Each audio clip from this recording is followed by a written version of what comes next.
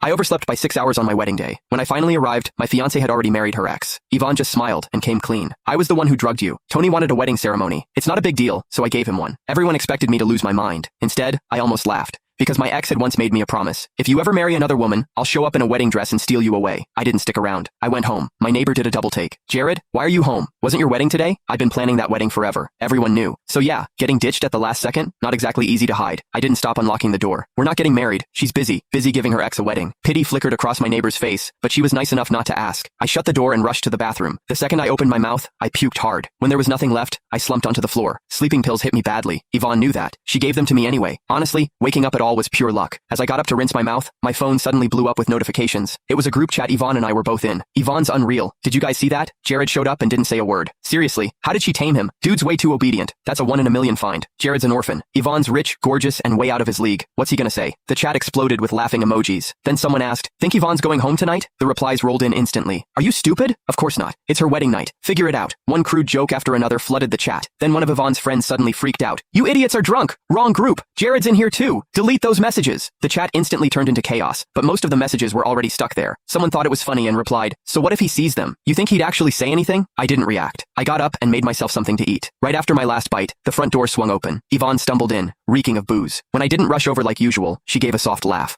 Then she came up behind me and wrapped her arms around me. It was just a wedding. It's not that serious. Just public humiliation in front of everyone. Right. I stood up with my plate and stepped out of her arms, heading for the kitchen. Yvonne followed. Something cold brushed my wrist. I looked down. A men's bracelet. Sissy as hell. One of Tony's favorites. Thanks. I said it while washing the dishes. Yvonne relaxed and leaned in. I stepped aside and put the plate away. Then I smiled. You forgot. I'm allergic to alcohol. Yvonne frowned, watching me like she had something to say. Then her phone rang. Tony. Her face lit up instantly. She answered and headed for the study. Click. The door locked behind her. I dried my hands, and my phone rang too. Monday morning, let's get the marriage license. I replied, okay. Then I went to the bedroom to pack. In the closet, I found a shirt that wasn't mine. Wrinkled, crumpled, like someone had shoved it in there fast. A closer look showed dried stains on the fabric. The door creaked. Yvonne walked in. The second she saw my red eyes, she knew. She calmly took the shirt from me. Maybe Ava or one of the girls left it here when they brought their boyfriends over. I lowered my head, hands shaking. Not from sadness, from disgust. Yvonne clearly got the wrong idea. She lifted a hand and brushed my cheek, almost compulsively. Jared, know what I like most about you? Before I could answer, she answered herself. Obedient. I'd heard that word more times than I could count. Obedient, reasonable, well-behaved, like a cat, like a dog, anything but a person. Tony's in the past. I gave him the wedding as a way to make it up to him. Don't overthink it. She patted my head like I was a pet, just like back then. Because of one casual decision from her, I was brought to the city for school. Then Tony played victim, and I was shoved right back into a corner, left for those rich kids to laugh at, like it was nothing, like I was something they could toss around whenever they felt like it. Get some rest if you're tired. Tony wants to buy a car, so I'm going with him. Maybe I was just tired of always being the one who lost. Or maybe it was the resentment I'd buried for years. I grabbed her wrist. Can you stay? Just once.